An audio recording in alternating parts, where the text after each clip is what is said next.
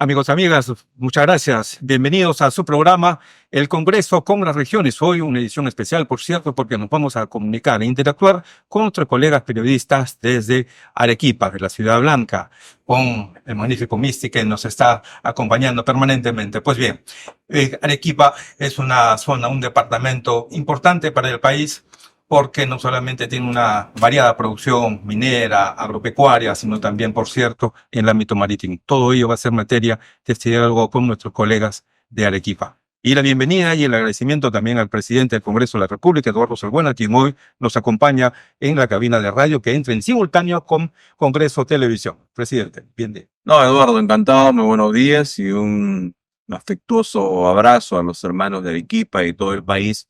Y encantado de conversar en este programa que nos comunica con todo el país, especialmente hoy con la hermosa ciudad de Arequipa. Efectivamente, presidente, y quisiéramos nosotros iniciar antes de ingresar directamente a la comunicación con nuestros colegas de la Ciudad Blanca de Arequipa, comentar sobre un tema que ha sido realmente relevante en esta semana que culminó y seguramente también en la última década, porque se trata de la reunión del Foro APEC, la reunión que congregó a representantes y líderes de 21 economías de los países de la cuenca del Pacífico, entre ellos presidentes como el de Estados Unidos y también el de China y de otras naciones que están en este ámbito geográfico al cual pertenece el país. Y sobre todo resaltar el hecho que ha significado la realización aquí en el Congreso de la República de este foro ciudadano legislativo.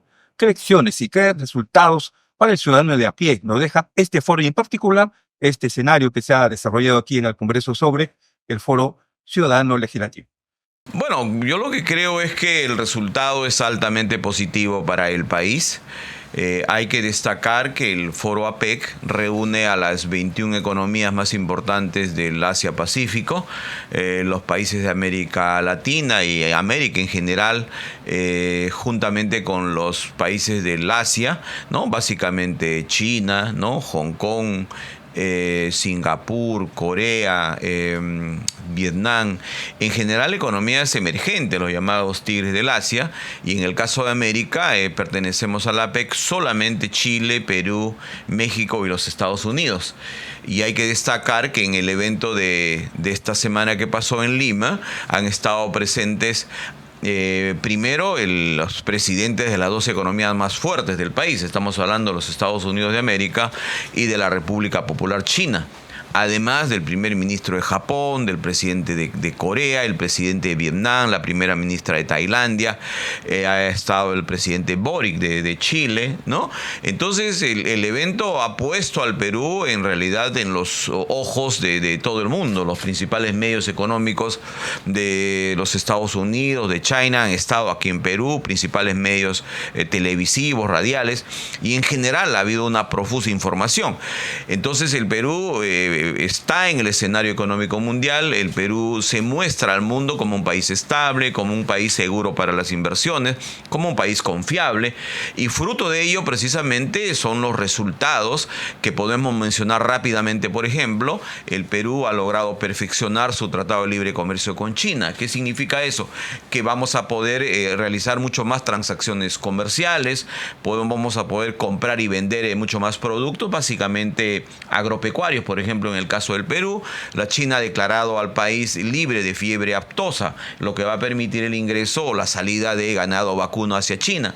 Eso va a ayudar precisamente a los productores agropecuarios del sur del Perú. Arequipa, por ejemplo, es un importante productor de carne de vacuno. De igual manera, por ejemplo, en el caso de Madre de Dios, la castaña, que es un producto bandera para mi región, va a poder entrar a ese enorme mercado de 1.400 millones de habitantes. Se ha firmado el nuevo Tratado de Libre Comercio con Hong Kong, que siendo solo una isla, ¿no? Una pequeña, mejor dicho, un pequeño espacio geográfico, es una economía potente, fuerte, ¿no? Entonces, además de ello, por ejemplo, los turistas del Perú van a poder entrar a Japón ya sin visa de turismo, y así hay una serie de acuerdos, y por eso precisamente, Eduardo, ayer hemos aprobado una moción de orden del día por la cual el día viernes, o sea mañana, va a estar presente en el hemiciclo del Congreso de la República el primer ministro, y le hemos pedido que venga con 4 ministros de Estado. Sin embargo, él ha contestado que va a venir con 9 ministros, porque según el premier hay 9 sectores concernidos donde cuales se han firmado una serie de acuerdos, tratados, perfeccionamientos, ¿no? Y que sin duda alguna van a dinamizar la economía nacional. Y sobre el foro APEC legislativos, ciudadano legislativo que hemos hecho, ha sido una iniciativa sumamente importante porque hay que recordar que en los eventos 2 anteriores de APEC que han habido en el país, el Congreso ha estado prácticamente al margen y nosotros en esta oportunidad hemos decidido con la mesa directiva de que no, el Congreso tiene que ser un actor protagónico, dinámico, proactivo, ¿no? Tiene que ser propositivo y hemos hecho un evento sumamente importante con la participación de la embajadora de los Estados Unidos, el embajador de China, la embajador de Marruecos, los representantes de Chile, de Rusia, es decir, diplomáticos, congresistas nacionales, y hemos revisado en general todo lo que significa el foro APEC y la necesidad del Congreso se involucre, y al final hemos firmado la llamada Declaración de Lima, que debe ser un aporte sustancial a la APEC por parte del Congreso de la República. Ahora, previamente, presidente, a este foro tan importante que ha culminado aquí en nuestro país, por ejemplo, también se aprobaron en el Congreso de la República leyes significativas, como tiene que ver la ley de cabotaje y también la posibilidad de que pueda operar el megapuerto de Chancay. Pero está pendiente un proyecto de ley de zonas económicas especiales que seguramente completará todo este marco legislativo para el desarrollo y el impulso de la economía de la nación. ¿Estará dentro de lo que queda de esta legislatura el debate y eventual aprobación de este proyecto congresista? Sí, me parece muy importante tu pregunta, Eduardo, porque nos permite precisarle a la amplia audiencia que el tema del TLC, el tema de los negocios, el tema de la apertura económica que tiene el país, tiene que estar premunido de un marco normativo eficaz, de un marco normativo que realmente promueva las inversiones y siente el inversionista extranjero y nacional de que tiene un entorno favorable, un entorno positivo y un Estado sobre todo que facilita, digamos, las actividades económicas, comerciales y financieras. Efectivamente, este año hemos aprobado en el mes de mayo-junio la nueva ley de cabotaje que implica o que liberaliza el transporte marítimo, que es una ruta, que es una carretera azul, como se denomina, que no lo estamos utilizando convenientemente. Hay que recordar que cerca del 94% del transporte de carga y pasajeros en el Perú, básicamente carga se realiza por vía terrestre. Y tú sabes, somos una región, somos un país sometido a una serie de contingencias por el cambio climático, huaicos, ¿no? Inundaciones, problemas que tenemos en las carreteras y en algunos casos también temas de protestas sociales, se bloquean vías y eso genera evidentemente una parálisis de la actividad productiva. Y recordar además que el 80% de las exportaciones del Perú no salen de Lima, salen de provincias. Por consiguiente hay que buscar mecanismos mucho más eficientes que trasladen, por ejemplo, ahora la carga, los productos de exportación, los mangos, los plátanos orgánicos de Tumbes, de Piura, los arándanos, las fresas, los limones, vengan de Piura a Chancay para que vayan de Chancay a Shanghái, porque la ventaja que va a ser ahora, que Perú va a ser el hub logístico portuario de América del Sur y van a venir, por ejemplo, de Brasil, las carnes, el maíz, la soya, el sorgo, va a salir por la carretera interoceánica, vendrá al sur a Arequipa, Matarani, a Hilo, se trasladará a través del cabotaje que hemos impulsado del Congreso a Chancay y de ahí irá al sudeste asiático ahorrándose un promedio de 12 a 15 días, ¿no? Y ahora espero que el día de hoy, Eduardo, aprobemos, discutamos obviamente y se apruebe esta ley de zonas económicas especiales privadas, ¿no? Que cambia el enfoque, cambia el paradigma que tenemos en este momento en cuanto a las zonas francas, que son básicamente públicas. Ahora será el privado el que gestione, el que arriesgue, el que administre, el que decida dónde instala una zona económica especial, obviamente en donde tenga las posibilidades de producción, tenga conectividad con puertos, carreteras, aeropuertos. Es decir, necesitamos un entorno favorable para la inversión. Y la zona económica especial lo que va a hacer es generar un tratamiento especial tributario de aduanero, básicamente en lo que se refiere al impuesto a la renta. Así que espero que hoy se discuta y aprobemos una norma que estoy seguro va a ser también una herramienta para el desarrollo del país.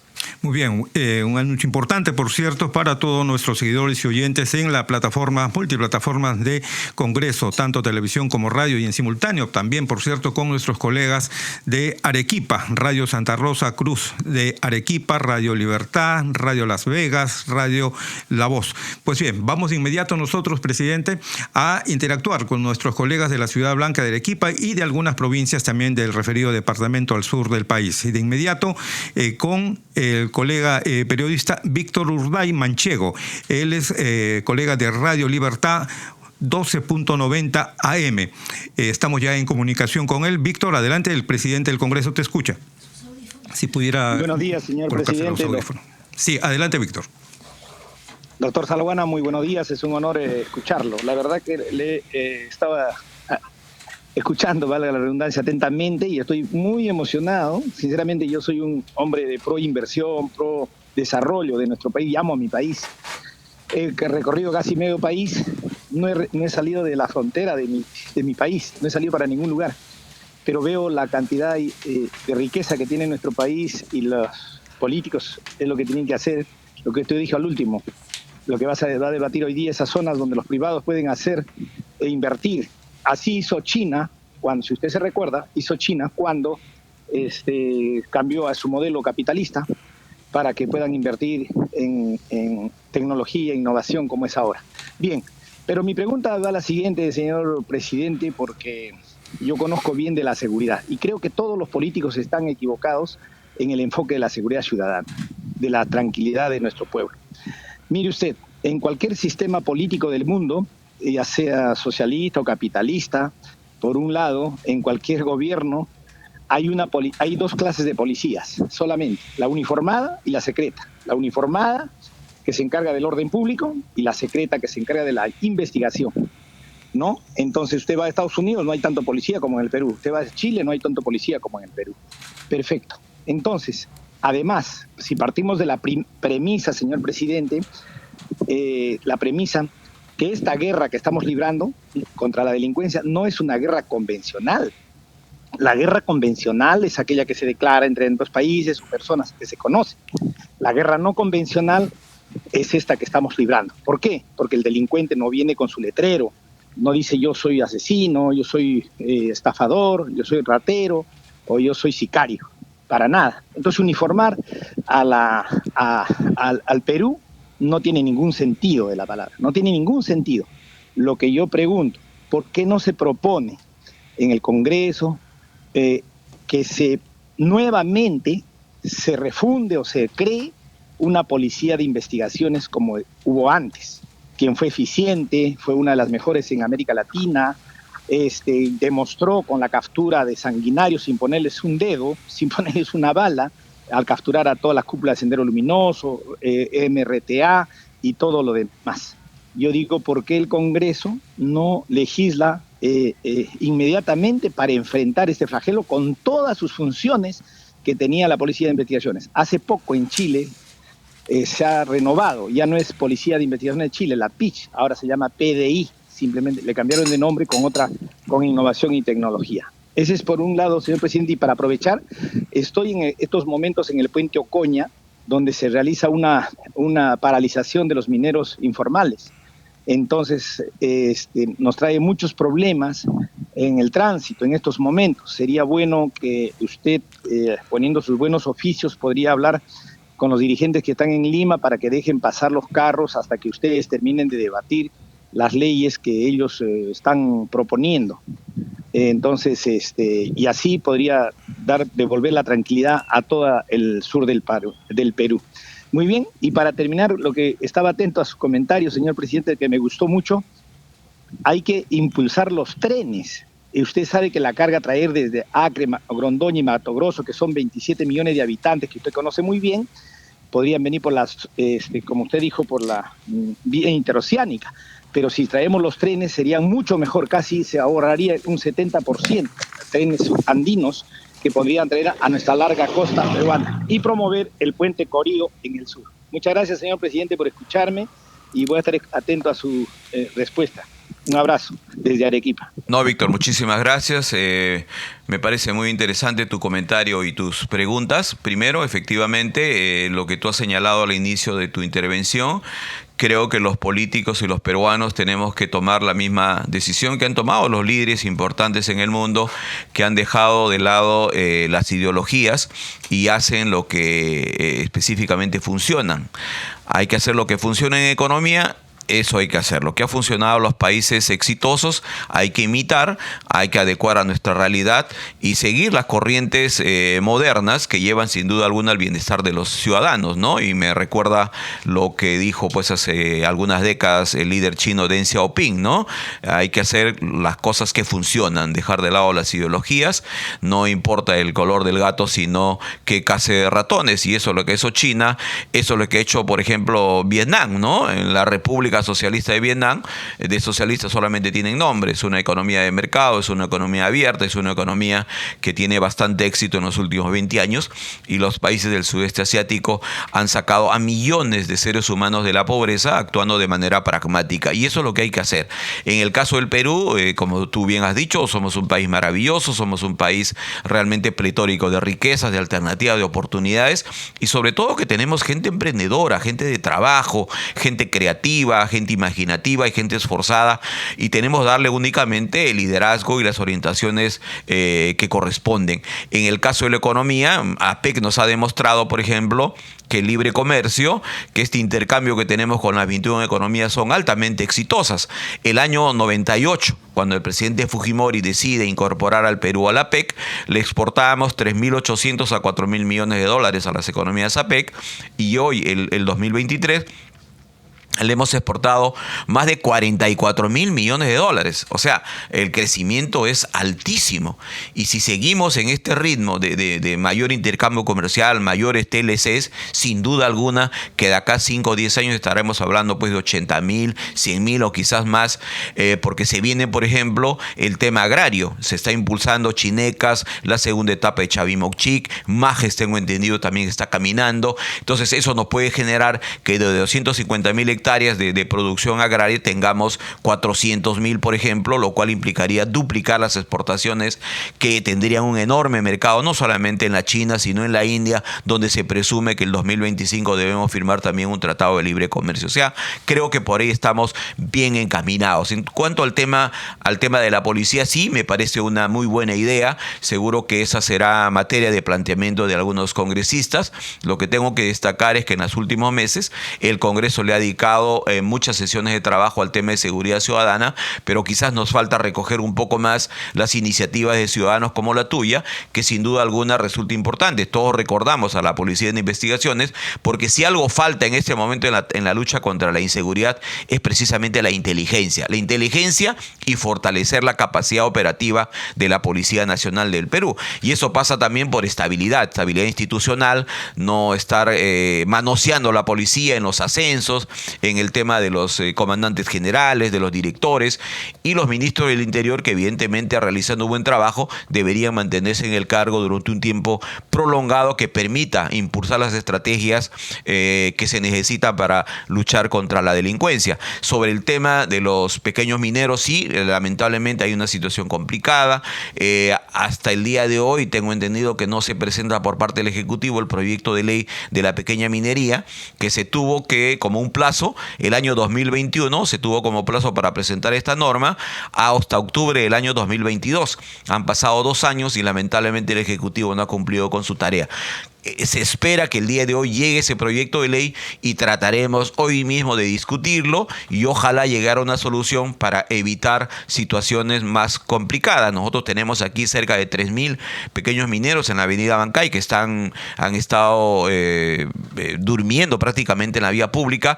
Eso evidentemente no es correcto, están obviamente arriesgando su integridad física, y creo que es importante que los congresistas hagamos un trabajo ahí serio, sensato, y de esa manera manera dar una solución a este problema que abarca más de 500.000 de peruanos dedicados a esta actividad. En cuanto al tema del tren bioceánico, sí, efectivamente es un proyecto importante que aparentemente podría ser financiado por la República Popular China. El presidente de ese país ha estado en Brasil en el G20 y tengo entendido que en esta oportunidad ha habido una reunión bilateral con el presidente Lula de Brasil, viendo precisamente la posibilidad de financiar este tren bioceánico que traiga la carga del Brasil de carne, maíz, soya, sorgo, etcétera, de los estados de Acre, Rondônia, Mato Grosso, inclusive de los que están en la costa del Atlántico, para salir hacia el sudeste asiático por el puerto de Chancay. Esperemos que se llegue a una situación concreta, pero mientras eso suceda, mi querido amigo, la carretera interoceánica está ahí, que nos une desde Madre de Dios con Cusco, Puno, Arequipa, ¿no? Y en 2 días estamos desde la frontera del Brasil, estamos en las costas del Pacífico. Así que creo que el futuro es promisorio, solo nos queda trabajar de manera unida, tener clara la visión de país y poner todos el hombro para que nuestro Perú salga adelante. Ahí estaban las respuestas entonces para nuestro amigo Víctor Urday de Radio Libertad 12.90 AM, que transmite a 8 provincias de Arequipa. Y ahora de inmediato en la comunicación con Lisette del Rosario Soto. Ella es periodista de Radio Santa Cruz en Arequipa y que transmite para las provincias de Arequipa, Cayoma y Carabalí. Lisette, te escuchamos, adelante con tu interrogante. Y muy buenos días de antemano al presidente del Congreso, Eduardo Salguana, y muchas gracias por el espacio, como volvió a recalcar, a través de Radio Santa Cruz 103.9 desde Arequipa.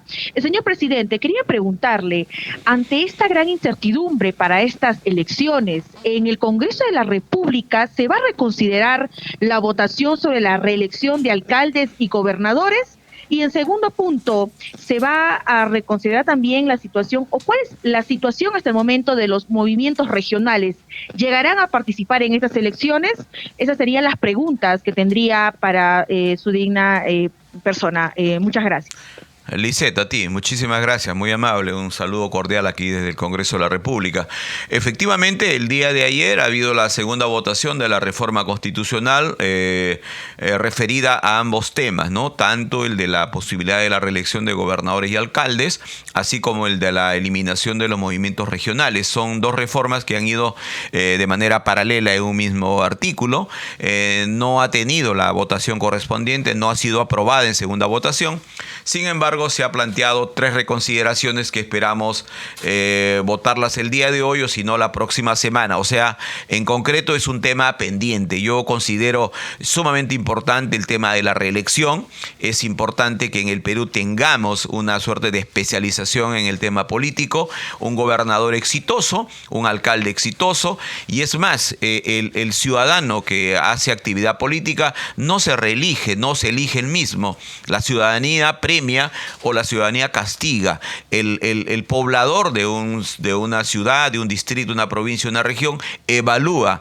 La ciudadanía es muy crítica, tenemos, gracias a Dios, libertad de prensa, libertad de expresión, tenemos una prensa independiente, tenemos una prensa activa en todo el país. Uno recorre de norte a sur, de este a oeste, y encuentra una prensa y unos hombres y mujeres que se dedican a la difusión de la noticia, al comentario, a la crítica, a la evaluación, y encuentra que hay un dinamismo enorme, y obviamente el político está sometido permanentemente a una evaluación cotidiana. Entonces yo creo que la reelección es bueno para el país. Eso lo tienen la mayoría de los países de democracias consolidadas, ¿no? Y creo que es importante que eso se restituya en nuestro país. Esperemos que en la reconsideración que se vote hoy o la próxima semana, el Congreso tome una decisión distinta. En cuanto al tema de los movimientos regionales, sí, ese es un tema un poco más controvertido. En todo caso, las bancadas tomarán una decisión al respecto. Muy bien, ahí teníamos entonces la respuesta del presidente del Congreso para la colega Lisette del Rosario de Radio Santa Cruz de Arequipa, y de inmediato con Wilmer Carvajal de Radio Las Vegas 105.1 FM. Adelante, Wilmer. Buenos días, doctor Salguana, para indicarle las siguientes preguntas.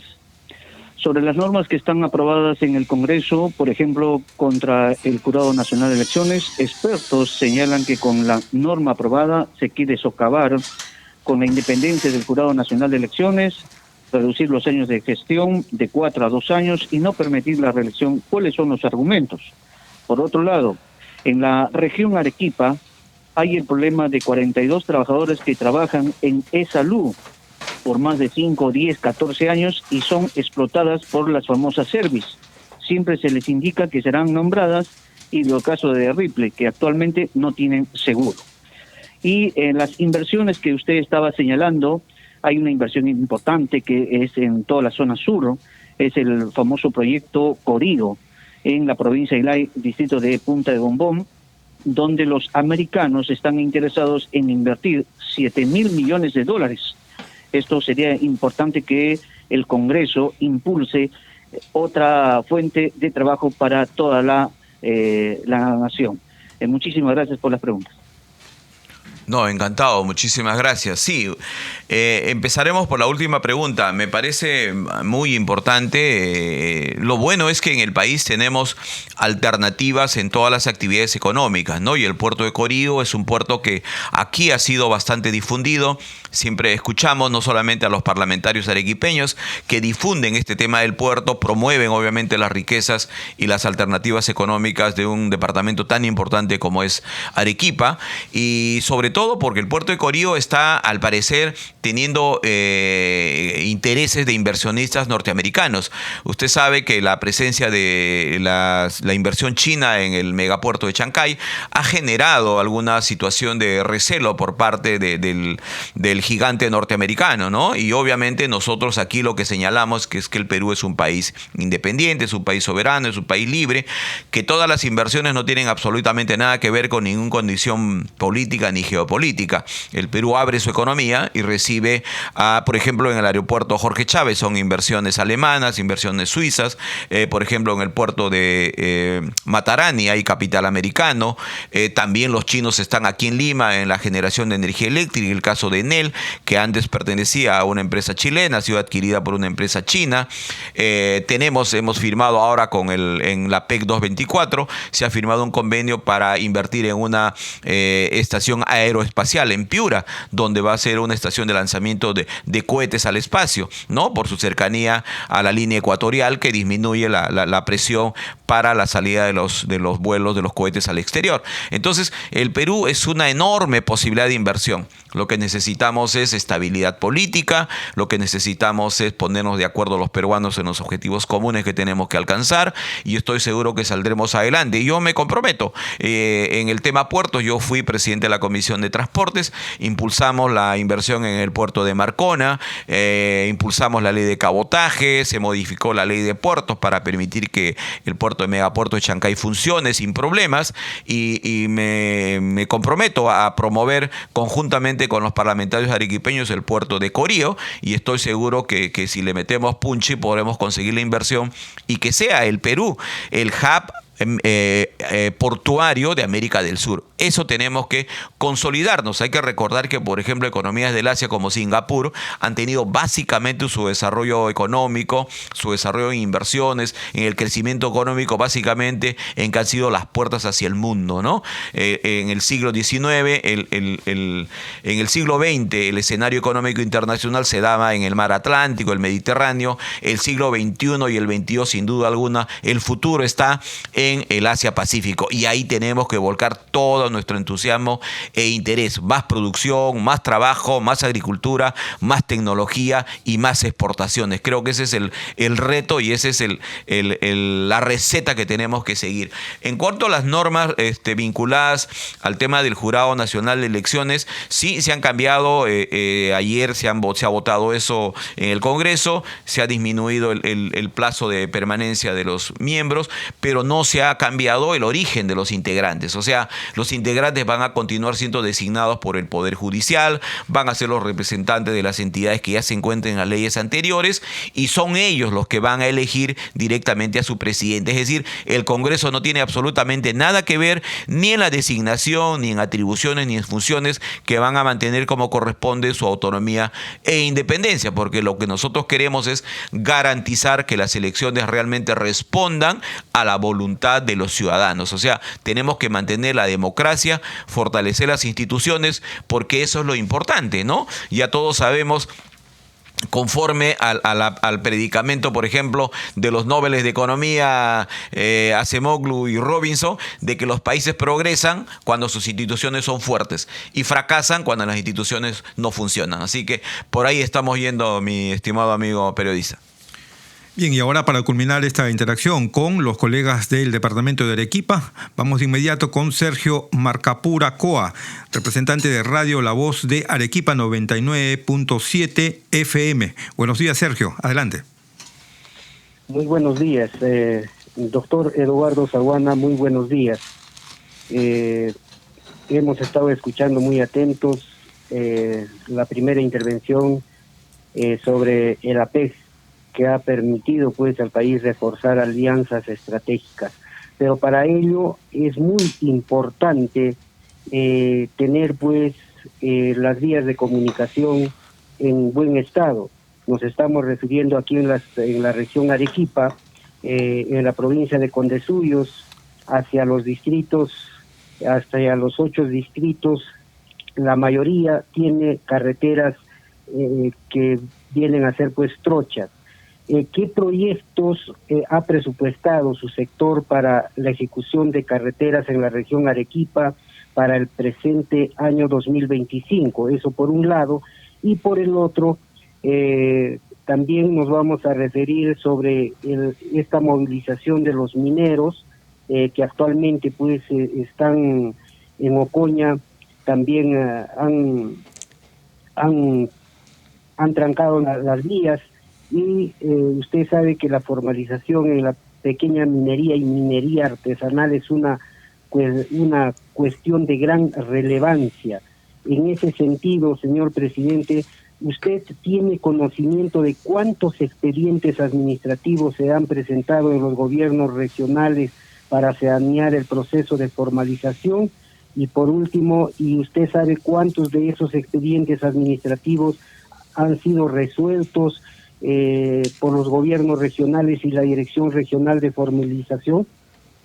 Eso sería la pregunta, señor presidente Eduardo Salguana. Muchísimas gracias, amigo periodista, muy amable por su pregunta y un saludo cordial aquí desde el Congreso de la República. Sobre el tema de los proyectos de inversión pública referidos a infraestructura vial, no podría yo contestarle en este momento cifras ni número, pero me comprometo a revisar en la Comisión de Presupuesto lo que el MTC haya priorizado para la región de Arequipa, que me imagino debe tener un número considerable dada la importancia y trascendencia que tiene la región Arequipa, y porque además todos los años se invierte sin duda alguna en carreteras, en caminos vecinales, en asfaltado, en vías urbanas, etcétera. Pero me comprometo a dar una revisión y hacerle llegar acá por la Radio Congreso a través de sus colegas periodistas que trabajan con nosotros. Sobre el tema de la formalización minera, efectivamente, como usted bien señala, este es un tema importante, es un tema de suma relevancia en el país. Hay que recordar que la actividad de la pequeña minería y minería artesanal se realiza en cerca de 20 departamentos del Perú. Nuestro país ha sido bendecido por la naturaleza, ¿no? Dios nos ha prodigado en recursos naturales y sobre todo en recursos minerales. Somos una potencia minera a nivel internacional y hay que reflexionar, por ejemplo, amigo periodista, sobre el hecho de que esta suerte de transición energética, esta visión que tiene el mundo de ir hacia una economía cero emisiones de gases de efecto invernadero, tenemos un espacio muy importante para los metales, que son los metales referidos a la transición energética, entre los cuales destacan el cobre. Y el Perú y Chile conjuntamente producen el 45% del cobre a nivel mundial. El Perú es el tercer productor mundial de cobre. El tema del litio, el tema del zinc, el tema del aluminio, el tema del estaño, el tema del oro, el tema de la plata. En todos ellos el Perú es segundo, tercero, cuarto productor a nivel mundial. Y tenemos empresas sumamente importantes de talla internacional que trabajan en nuestras fronteras. El caso de Arequipa es emblemático, es una región que tiene importantes proyectos cupríferos, proyectos mineros también en el sur, en Moquegua, ¿no? Entonces, creo que hay que destacar primero, reconocer que tenemos ese enorme potencial que tenemos que aprovechar, ¿no? El tema de los precios, los metales, los commodities, los metales han subido en los últimos 2-3 años, hay que aprovechar ese auge, porque evidentemente la tecnología avanza y luego quedan desfasados. Por eso precisamente es que el tema del puerto de Chancay, el tema de la PEC y ahora la ley de zonas económicas especiales va a permitir que se instalen industrias, que empresas de transformación, de manufacturas con mayor valor agregado, con mucha tecnología, se instalen en el Perú, se instalen en Arequipa, se instalen en Tacna, se instalen en Madre de Dios para hacer un hub exportador hacia la República Hermana de Brasil. Es decir, tenemos que aprovechar esta gran capacidad de recursos naturales que tenemos, y en el caso de la pequeña minería tenemos que ordenarla. No podemos continuar en una explotación tradicional en la cual los métodos, la tecnología que usamos tiene un desfase de 30, 40, 50 años. O sea, tenemos que modernizarnos, tenemos que actualizar la información, tenemos que capacitar a los mineros, y para eso necesitamos un tema fundamental que es la voluntad política, la decisión política. O sea, no se trata de decir simplemente, oye, los mineros, ¿qué cosa hacen? Depredan, contaminan, cuando nosotros desde el Estado no estamos haciendo lo que corresponde. Primero, hay que dar una legislación promotora, una legislación que realmente incida en ordenar, en formalizar, y eso implica un marco legal promotor. Y segundo, el Estado tiene que dar los recursos, el Estado tiene que proveer la tecnología, tiene que capacitar. Nuestras direcciones regionales de energía y mina, la gerencia de Arequipa, la gerencia de Madre de Dios, tienen que estar implementadas con ingenieros, capacitadores, fiscalizadores, abogados que le ayuden a que los mineros se ordenen. Es decir, es un trabajo conjunto. El minero, voluntad de modernizar sus actividades y voluntad de ordenarse, que pague impuestos, que haga su cierre de minas, que haga su reforestación, que minimice los impactos ambientales, pero por otro lado un Estado comprometido, gobierno nacional, gobiernos regionales y gobiernos locales. O sea, como siempre, como en todo, es una tarea conjunta. Así que desde el Congreso nosotros haremos los pasos necesarios para que marco legal realmente sea promotor, pacifique el tema del sector de la pequeña minería y todos nos pongamos a trabajar de manera ordenada en bien del país.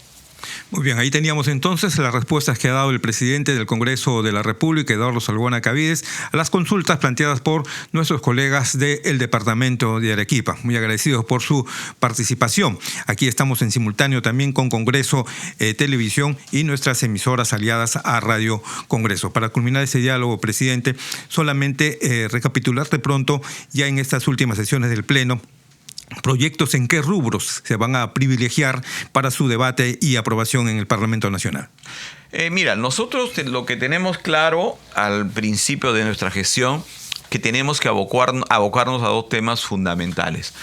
Lo que ha mencionado un amigo periodista de Arequipa, el tema de la seguridad ciudadana, es un tema clave.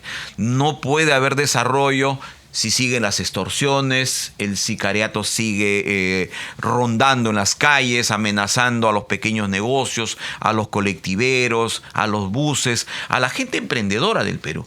En ese tema, el gobierno central tiene una enorme tarea que cumplir. Y por eso es que estamos desde el Congreso dando las normas legales que coadyuven a que esta lucha sea eficaz. El segundo tema central, sin duda alguna, es la reactivación económica. Necesitamos un marco normativo promotor, un marco normativo que genere un entorno favorable a las inversiones, no solamente nacionales, sino extranjeras, ¿no? Hay que recordar que en el Perú, por la Constitución Política del 93, el Perú da un tratamiento igualitario a las inversiones nacionales y extranjeras. Entonces, Entonces, además de ello, un tercer tema es el apoyo a las iniciativas del Poder Ejecutivo. Tú sabes que por la Constitución Política del Estado, los proyectos de ley del gobierno central tienen prioridad en el debate y nosotros estamos haciendo efectivo y real ese mandato constitucional. Anoche, por ejemplo, hemos aprobado un proyecto del Ministerio de Salud vinculado a los recursos económicos para el fortalecimiento de las boticas del Ministerio de Salud, los llamados Farmaminsa. Y la semana pasada hemos aprobado, por ejemplo, el tema vinculado a que el Instituto de Enfermedades Neoplásicas, el oftalmológico, el de niños de San Borja, el Loaiza, todos los grandes hospitales de la capital de la República, que sus recursos directamente recaudados no eran administrados por ellos, sino por el Ministerio de Economía y Finanzas, ahora retornan esa potestad, esa facultad, y de esa manera van a poder desplegar todas sus actividades, sus intervenciones quirúrgicas, el apoyo, medicinas, lentes para los pacientes a menores precios, accesibles a la gente de menores recursos. Es decir, son leyes que realmente benefician a la colectividad. También privilegiamos algunas normas referidas al fortalecimiento y a la recuperación de derechos laborales. El tema de la negociación colectiva, que había sido lamentablemente de alguna manera limitada por una ley del año pasado, se ha corregido. También se tienen normas vinculadas a los profesores, a los trabajadores del sector salud, ¿no? Ayer, por ejemplo, se ha aprobado una ley referida a la remuneración de los trabajadores de los proyectos especiales a nivel nacional. Entonces, todo ese paquete normativo, sin duda alguna, Eduardo, genera un entorno favorable para que el país funcione mejor, camine mejor, porque todas las decisiones y todos los problemas del país siempre conducen a la Plaza Bolívar, como ahora tenemos a cientos de pequeños mineros apostados en la avenida Bancay, a quienes les digo con todo afecto y fraternidad que el día de hoy trataremos de buscar una solución a este problema y darle un derrotero definitivo para que la formalización minera no siga siendo solamente una frase, sino sea una realidad. Muy amable presidente del Congreso, Eduardo Salguana Cabides, por su presencia y este diálogo amplio con nuestros colegas de Arequipa y también a través de nuestras señales de televisión y de radio con toda la comunidad nacional. Hasta una próxima ocasión aquí en Radio Congreso. De esta forma hemos llegado al final de nuestro programa El Congreso con las regiones en el marco de esta política de puertas abiertas del Parlamento Nacional.